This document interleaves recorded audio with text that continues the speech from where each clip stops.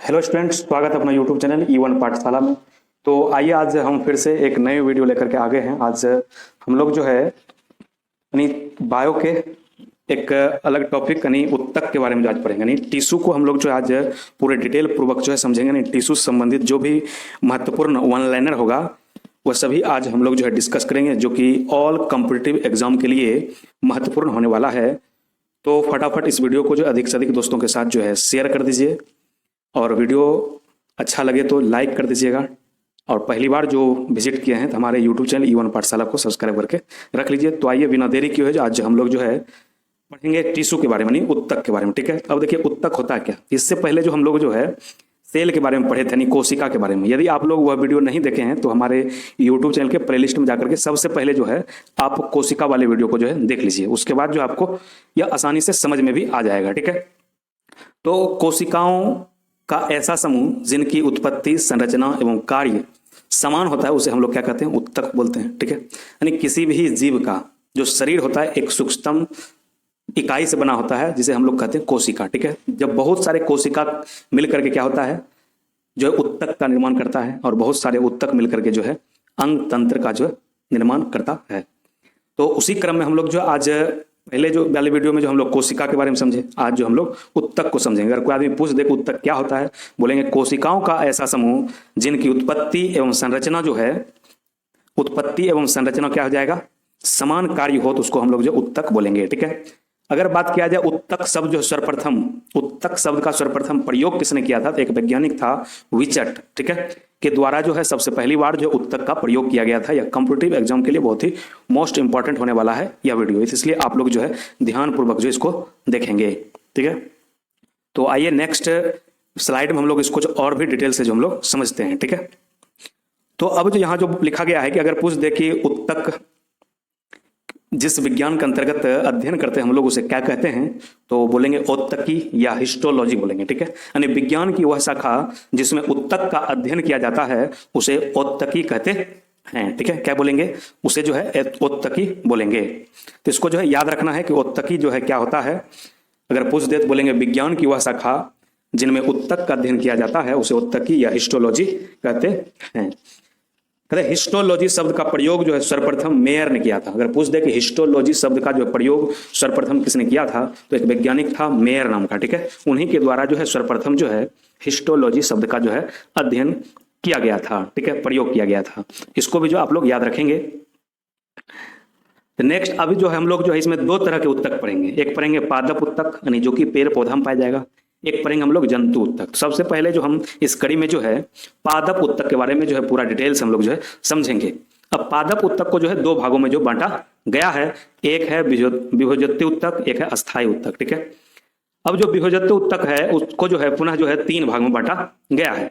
एक है शीर्ष, एक है पार्श्वत उत्तक, एक है अंतःवेशी उत्तक। ठीक है, अब जो अस्थायी उत्तक है इसे भी जो है हम लोग दो भाग में बांट के पढ़ेंगे। एक पढ़ेंगे सरल अस्थायी उत्तक, एक पढ़ेंगे जटिल अस्थायी उत्तक।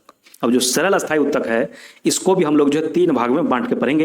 एक पढ़ेंगे मृदुत्तक जिसे हम लोग प्रेन कायमा बोलेंगे। ठीक है, एक पढ़ेंगे स्थूल कोण उत्तक, ठीक है, जिसको कोलेरेन कायमा बोलेंगे।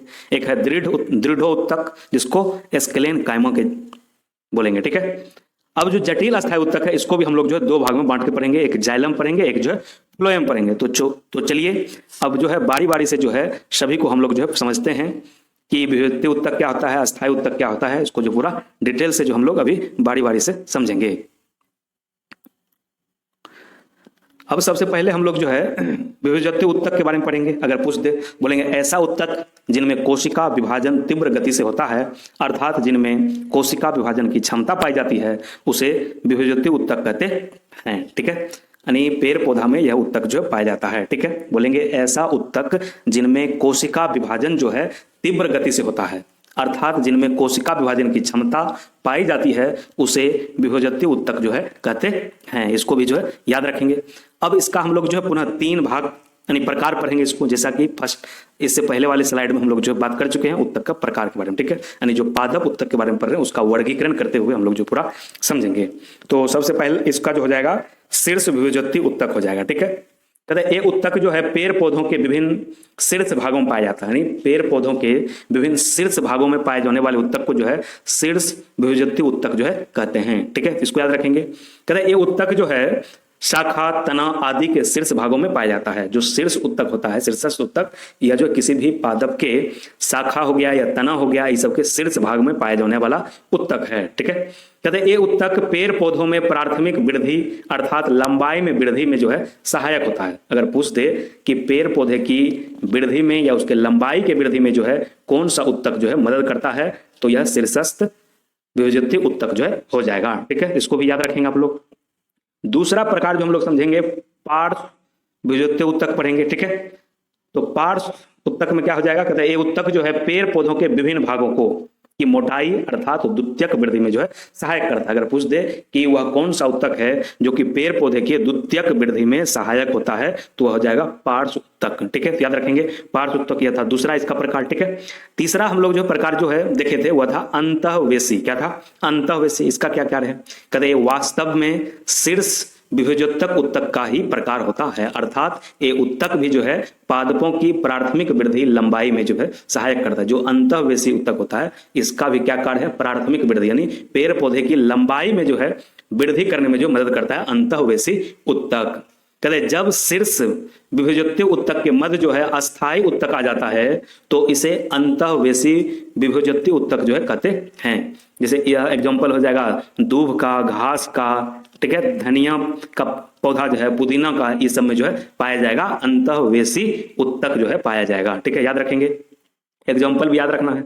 अब दूसरा जो था प्रकार इसका क्या था? अस्थायी उत्तक के बारे में पढ़ेंगे, परमानेंट टिश्यू। अरे इनमें कोशिका विभाजन की क्षमता जो है नहीं होता है। अगर पूछ दे कि किस प्रकार के उत्तक में जो है कोशिका विभाजन की क्षमता नहीं पाया जाता है, तो अस्थायी उत्तक जो होता है परमानेंट टिश्यू, इसमें कोशिका विभाजन की क्षमता नहीं पाई जाती है। ठीक है, तो अस्थायी उत्तक को जो हम लोग पुनः दो भाग में बांट करके समझेंगे। ठीक है, जो अगर पूछ दे अस्थायी उत्तक के कितने प्रकार होते हैं, तो दो प्रकार के होते हैं। ठीक है, दोनों प्रकार को हम लोग समझेंगे। तो पहला प्रकार जो हम लोग देखेंगे इसमें सरल अस्थायी उत्तक हो जाएगा, एक हो जाएगा जटिल अस्थायी उत्तक हो जाएगा। दोनों याद रखेंगे। अगर पूछ दे अस्थायी उत्तक कितने प्रकार, दो प्रकार, सरल अस्थायी उत्तक, एक हो जाएगा जटिल अस्थायी उत्तक। ठीक है, सरल अस्थायी उत्तक को क्या होता है? कहते हैं ये उत्तक जो है एक ही प्रकार की कोशिकाओं से मिलकर बना होता है। बोलेंगे वैसी उत्तक जो एक ही प्रकार की कोशिकाओं से मिलकर के बना होता है उसको बोलते हैं सरल अस्थायी उत्तक।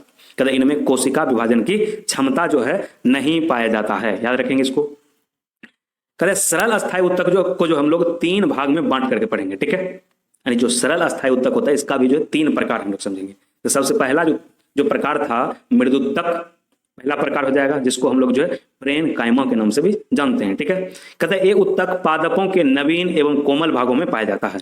अगर पूछ दे, प्रश्न बहुत बार का पूछा हुआ है कि पादपों के नवीन भागों में पाए जाने वाला उत्तक कौन है, बोलेंगे मृदुत्तक यानी प्रेनकाइमा। ठीक है, इनका प्रमुख कार्य अगर पूछ दे, जो मृदुत्तक होता है, प्रेनकाइमा होता है, इसका क्या कार्य होता है, तो इसका कार्य है भोजन का संग्रहण करना। ठीक है, जो मृदुत्तक है इसका कार्य है भोजन का संग्रहण करना, इसको जो है याद रखेंगे। दूसरा प्रकार इसका पढ़ेंगे स्थूल कोण उत्तक। क्या पढ़ेंगे? स्थूल कोण उत्तक। कहते हैं ये उत्तक पादपों को यांत्रिक सहारा प्रदान करता है। अगर पूछ दे कि पादपों को आंतरिक सहारा प्रदान करने वाला उत्तक कौन होता है, स्थूल कोण उत्तक जो है पादपों के यांत्रिक सहारा को जो है क्या करता है, मदद करता है। ठीक है, अगला है दृढ़ उत्तक। ठीक है, कहते ये उत्तक भी जो है पादपों को यांत्रिक सहारा प्रदान करता है। अब इसका जो दृढ़ उत्तक है इसका भी कार्य क्या है, पादप का जो है यांत्रिक सहारा में जो है प्रदान करता है। ठीक है, दोनों का सेम काम है, इसको भी याद रखेंगे। कहते ये उत्तक जो है नुकीले होते हैं। ठीक है, और जो रेशेदार फसलों जैसे जूट, पटसन आदि में ये उत्तक जो है पाया जाता है, इसको याद रखेंगे। ठीक है, नेक्स्ट है जटिल अस्थायी उत्तक। क्या पढ़ेंगे? जटिल अस्थायी उत्तक। कहते इनमें एक से अधिक प्रकार की कोशिकाएं होती है। ठीक है, जो जटिल अस्थायी उत्तक होता है उसमें जो है एक से अधिक प्रकार के यानी अलग अलग प्रकार के कोशिकाएं इसमें जो है पाया जाता है। जो अस्थायी वाला भी, उधर हम सरल अस्थायी जो था उसमें क्या था, एक ही प्रकार की कोशिका था, लेकिन जो जटिल अस्थायी उत्तक है इसमें एक से अधिक यानी अलग अलग प्रकार की कोशिकाएं पाया जाता है। कहते हैं जटिल अस्थायी उत्तक दो प्रकार के होंगे। ठीक है, अगर पूछ दे जटिल अस्थायी उत्तक कितने प्रकार होगा, तो दो प्रकार के हम लोग समझेंगे। एक हो जाएगा जाइलम, जिसको जो है दारू उत्तक भी जो बोला जाता है। ठीक है, जाइलम क्या करता है, कहते हैं ये उत्तक जो है जल, खनिज आदि को जड़ से पत्ती तक पहुंचाने में जो मदद करता है। अगर पूछ दे कि वह कौन सा उत्तक है जो जल और खनिज को जो है जड़ से पत्तियों तक पहुंचाने में मदद करता है, तो बोलेंगे जाइलम। कौन करता है? जाइलम का यह कार्य है। दूसरा हम लोग समझेंगे फ्लोएम, ठीक है। कहते हैं ए ऊतक जो है पत्तियों में जो भोजन बनता है उस भोजन को क्या करता है? पेड़ पौधे के विभिन्न भागों यानी अलग अलग भागों में जो है पहुंचाने में मदद करता है। बोल दे अगर पेड़ यानी पत्तियों में जो भोजन बनता है उस भोजन को पादप के विभिन्न भागों में पहुंचाने में कौन सा ऊतक मदद करता है? तो बोलेंगे फ्लोएम मदद करता है, ठीक है। अब यहां तक हम लोग जो समझे थे वह था पादप ऊतक के बारे में। पादप ऊतक को हम लोग जो समझे, अब हम लोग जो समझेंगे यहां से जंतु ऊतक, ठीक है। यानी जंतु में जो है किस प्रकार का ऊतक पाया जाता है, तो इसका अगर वर्गीकरण किया जाए तो इसमें सबसे पहले हम लोग पढ़ेंगे एक उपकला ऊतक। क्या पढ़ेंगे? उपकला ऊतक। एक पढ़ेंगे पेशी ऊतक, एक पढ़ेंगे तंत्रिका ऊतक और एक पढ़ेंगे संयोजी ऊतक। यानी 4 प्रकार के ऊतक जो है जंतु में जो है पाया जाता है। एक हो जाएगा उपकला ऊतक, एक हो जाएगा पेशी ऊतक, एक हो जाएगा संयोजी ऊतक, एक हो जाएगा तंत्रिका ऊतक, ठीक है। 4 प्रकार के। अब जो उपकला ऊतक है इसका भी जो है पुनः 4 प्रकार है, ठीक है। जो उपकला ऊतक है सबसे पहला प्रकार इसका हो जाएगा सल्की उपकला ऊतक, दूसरा हो जाएगा स्तंभाकार उपकला ऊतक, तीसरा हो जाएगा घनाकार उपकला ऊतक, चौथा हो जाएगा पक्षाम्भी उपकला ऊतक, ठीक है। जो पेशीय ऊतक बोले, पेशीय ऊतक भी जो है 3 भाग में इसको बांट के हम लोग समझेंगे। एक हो जाएगा रेखित पेशीय ऊतक, एक हो जाएगा अरेखित पेशीय ऊतक, एक हो जाएगा हृदय पेशी ऊतक, ठीक है। अब जो इधर समझे थे हम लोग संयोजी ऊतक को, ठीक है। जो संयोजी ऊतक है, संयोजी ऊतक को भी हम लोग जो है 4 यानी 5 भाग में जो है बांट करके हम लोग समझेंगे। एक पढ़ेंगे वसीय ऊतक, एक पढ़ेंगे कंकाल ऊतक, एक पढ़ेंगे तरल ऊतक, एक पढ़ेंगे सफेद तंतुमय ऊतक, ठीक है। एक पढ़ना है पीला तंतुमय ऊतक, ठीक है। तो यह था जंतु ऊतक का जो है वर्गीकरण। हम लोग जो है इसको डिटेल से जो भी बारी बारी से एक एक को जो है हम लोग समझेंगे कि उपकला ऊतक जो है क्या होता है। तो उपकला ऊतक की अगर बात किया जाए, कहते हैं एक ऊतक जो है सुरक्षा, अवशोषण, श्रावण आदि का कार्य करता है। अगर बोल दे जंतु में जो है कौन सा ऊतक है जो कि सुरक्षा या अवशोषण या श्रावण में जो है मदद करता है, तो वह जाए उपकला ऊतक। उपकला ऊतक मुख्यतः जो है 4 प्रकार के होते हैं, तो चारों का नाम याद रखेंगे। तो पहला जो प्रकार इसमें हम लोग समझेंगे सल्की उपकला ऊतक, ठीक है। तो अब सल्की उपकला ऊतक क्या होता है? ये ऊतक जो है दीवार में लगी ईंटों या फर्शों में लगी टाइल्स के समान जो है दिखाई देता है। इनमें अंतर कोशिकीय स्थान नहीं पाया जाता, मतलब इसमें गैपिंग में जो है कोई गैप नहीं पाया जाएगा। अंतर कोशिकीय स्थान जो है नहीं पाया जाएगा किसमें? सल्की उपकला ऊतक में। और इसका संरचना जो होता है जैसे दीवार में देखे होंगे ईंट जो है क्या रहता है, ईंट पर ईंट जो है ऐसे चौका रहता है, या जैसे फर्श पर जो है टाइल्स लगाते हैं उसी के भांति जो है सल्की उपकला ऊतक दिखता है, ठीक है। इसको भी याद रखेंगे। जो सल्की उपकला ऊतक है वह त्वचा भी जो है सल्की उपकला ऊतक का एग्जाम्पल है। जो त्वचा होता है हम लोग का जो स्किन, उसमें पूछ देगा कि त्वचा में किस प्रकार की ऊतक पाया जाता है, तो बोलेंगे सल्की उपकला ऊतक पाया जाता है त्वचा में। यह भी बहुत बार एग्जाम में पूछा गया है, ठीक है। यह वीडियो जो है सभी प्रतियोगी परीक्षाओं के लिए जो है महत्वपूर्ण है, इसलिए आप लोग जो है ये सभी प्रश्न को जो है अगर चाहें तो नोट भी करते चलिए, ठीक है, समझते भी चलिए, ठीक है। अगर वीडियो अच्छा लगे तो इस वीडियो को लाइक कर दीजिए, अधिक से अधिक दोस्तों के साथ शेयर कर दीजिए। जो पहली बार विजिट किया हमारे यूट्यूब चैनल पर, हमारे यूट्यूब चैनल को जो है सब्सक्राइब करके रख लीजिए, क्योंकि इसी तरीके से प्रत्येक दिन जो अलग अलग टॉपिक पर जो है वीडियो आते रहेगा। जो जिस टॉपिक पर आपको सबसे पहले वीडियो चाहिए वह कमेंट बॉक्स में जो है लिख करके बताएं कि इस टॉपिक पर जो है हमें पहले बना दीजिए, तो वह भी आ जाएगा, ठीक है। तो दूसरा प्रकार इसका था स्तंभाकार उपकला ऊतक। कहते हैं ये ऊतक खंभों की तरह दिखाई देते हैं। देखिए पिक्चर भी बना दिया है यहाँ बगल में। तो जो स्तंभाकार ऊतक होगा, नाम से पता चल रहा है, यानी खंभे की तरह दिखाई देगा, उसको बोला जाता है स्तंभाकार उपकला ऊतक। इनमें केंद्रक आधार की ओर स्थित होता है। आधार मतलब नीचे की ओर, देखिए इसमें केंद्रक स्थित है, ठीक है। अगर पूछ दे कि स्तंभाकार उपकला में ऊतक में केंद्रक किस ओर स्थित होता है, बोलेंगे आधार की ओर, ठीक है। याद रखेंगे आधार की ओर जो स्थित होगा। इनमें रोम नुमा संरचना पाई जाती है। पिक्चर जो भी दिखाए उसके ऊपर में क्या था, रोम नुमा संरचना पाया जाता है इसमें। कहते हैं ये ऊतक मुख्यतः अमाशय एवं आंतों में पाया जाता है, ठीक है। स्तंभाकार ऊतक जो अगर पूछ दे कि मनुष्य शरीर के किस अंगों में पाया जाता है, तो अमाशय हो गया, आंत हो गया, इस सब में जो है स्तंभाकार ऊतक जो है पाया जाता है। तीसरा प्रकार है घनाकार यानी क्यूबाइडल ऊतक। कहते हैं ये ऊतक एक दूसरे के अति निकट होते हैं। ये ऊतक मुख्यतः ग्रंथियों में पाया जाता है। पूछ दे कि ग्रंथियों में पाए जाने वाला ऊतक कौन है, तो बोलेंगे घनाकार ऊतक जो है यह ग्रंथियों यानी ग्लैंड्स में जो है पाया जाता है। चौथा प्रकार है पक्षाम्बी उपकला उत्तक। कहते ये उत्तक जो है स्तंभाकार उत्तकों की तरह ही दिखाई देता है। जो स्तंभाकार उत्तक हम लोग जो देखे थे, जो स्तंभ के आकार का था, यह भी जो है स्तंभाकार उत्तक की तरह ही दिखाई देता है। ठीक है, इन पर जो है पाई जाने वाली रोम नुमा संरचना यानी पक्षाम, जिसको हम लोग सीलिया भी कहते हैं, सीलिया पाया जाता है।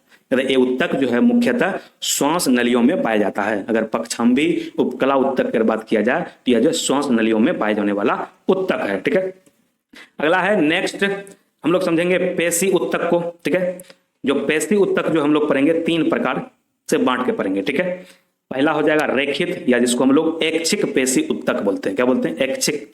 ऐच्छिक मतलब यानी वैसी उत्तक जिस पर अपना नियंत्रण होता है, उसको बोला जाता है ऐच्छिक पेशी उत्तक। यानी इनमें प्रोटीन की रेखाएं धाड़ियों में पाई जाती है। जो पेशी उत्तक है, इसमें जो है प्रोटीन की रेखाएं जो है धाड़ियों में पाई जाती है। ये उन अंगों में पाए जाते हैं जिनकी गति पर हमारा इच्छाओं का जो है नियंत्रण होता है। अपने इच्छा अनुसार जो उसको नियंत्रित कर सकते हैं, वो सभी अंगों में जो है पेशीय उत्तक पाया जाता है। ठीक है, याद रखेंगे। अगर पूछ दे पेशीय उत्तक कहाँ पाया जाता है, बोलेंगे पेशीय उत्तक उस सभी अंगों में पाया जाएगा जिस पर अपना खुद का नियंत्रण होता है, वहां पर जो है पेशीय उत्तक पाया जाएगा। जैसे गर्दन हो गया, ठीक है, हाथ हो गया, पैर हो गया, इस सब पर जो है हम लोगों का खुद का नियंत्रण होता है। इसलिए इस सब में जो है पेशी उत्तक यानी रेखित पेशी उत्तक जो है पाया जाएगा, यानी जिसको ऐच्छिक पेशी उत्तक भी बोलते हैं। दूसरा हम लोग पढ़ेंगे और रेखित। और रेखित का दूसरा नाम हो गया अनैच्छिक पेशी उत्तक, यानी इनमें प्रोटीन की धाड़ियां या रेखाएं जो है नहीं पाया जाता है, इसलिए इसको और रेखित बोला जाता है। ठीक है, अब अनैच्छिक मतलब क्या है, यानी यह उन अंगों में पाया जाएगा जिस पर अपना नियंत्रण जो है नहीं होता है, उस पर पाया जाएगा। ठीक है, ये उत्तक उन अंगों में पाए जाते हैं जिनकी गति पर हमारी इच्छाओं का नियंत्रण नहीं होता है, उसमें जो है अनैच्छिक उत्तक पाया जाएगा। जैसे वृषण हो गया, ठीक है, आंत हो गया, फेफड़ा हो गया, इस सब में जो है अपना नियंत्रण नहीं होता है, इस सब में जो क्या पाया जाएगा, अनैच्छिक उत्तक पाया जाएगा। ठीक है, और रेखित भी बोल सकते हैं। और तीसरा प्रकार है हृदय पेशी उत्तक। कहते ये मुख्यतः हृदय में उपस्थित होता है। जो हृदय पेशी उत्तक है, यानी हृदय में पाए जाने वाले उत्तक को हृदय पेशी उत्तक बोलते हैं। ये उत्तक जो हृदय के सिकुड़ने एवं फैलने में सहायता करता है। अगर पूछ दे कि हृदय के सिकुड़ने और फैलने में कौन सा उत्तक मदद करता है, तो हृदयी पेशी उत्तक जो है हृदय को सिकुड़ने फैलने में मदद करता है। अब नेक्स्ट प्रकार जिसका समझेंगे संयोजी उत्तक। ठीक है, ये उत्तक विभिन्न अंगों को जोड़ने का जो कार्य करता है। अगर बोल दे वह कौन सा उत्तक है जो विभिन्न अंगों को जोड़ने में मदद करता है, तो हो जाएगा संयोजी उत्तक। नाम से पता चलता है संयोजी मतलब संयोजन करेगा, मतलब जोड़ने का काम करेगा। अब संयोजी उत्तक का प्रकार हम लोग समझेंगे। इसका पहला प्रकार हो जाएगा वसीय उत्तक। कहते ये उत्तक वसा का संग्रहण करते हैं।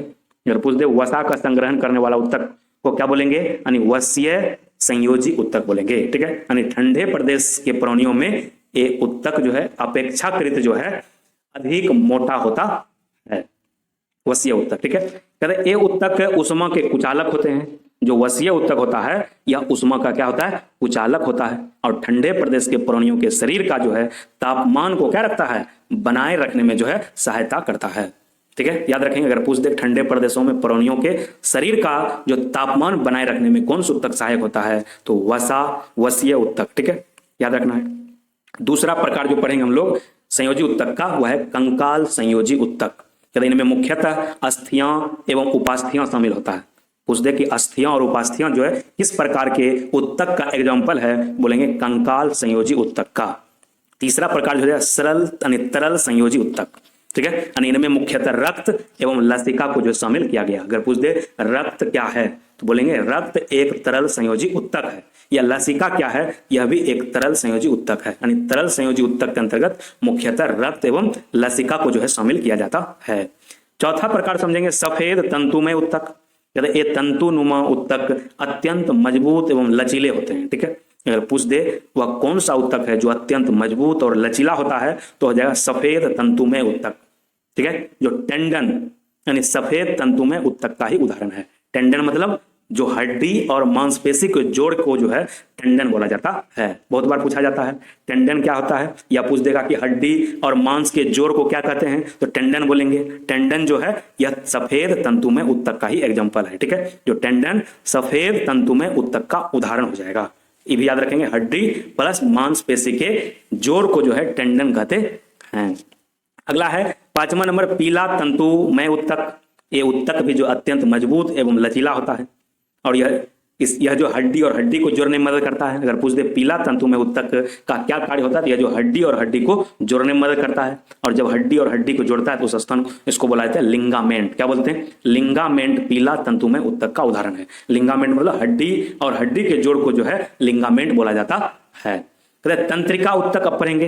अब तंत्रिका उत्तक को हम लोग जो न्यूरॉन भी बोलते हैं, ठीक है। कहते तंत्रिका की क्रियात्मक इकाई को न्यूरॉन कहते हैं। बहुत बार का पूछा हुआ प्रश्न, ठीक है, कि तंत्रिका की क्रियात्मक इकाई को क्या कहा जाता है? बोलेंगे न्यूरॉन कहते हैं, ठीक है। हमारे शरीर की सबसे लंबी कोशिका होता है न्यूरॉन, ठीक है, याद रखेंगे। मस्तिष्क तंत्रिकाओं में पुनरुद्ध भवन की जो है क्षमता न्यूनतम होता है। जो मस्तिष्क में जो तंत्रिका तंत्र पाया जाता है, तंत्रिका तंत्र में जो है पुनरुद्ध भवन की क्षमता जो है बहुत ही न्यूनतम होता है। इसको भी जो है याद रखेंगे, ठीक है, याद रखना है।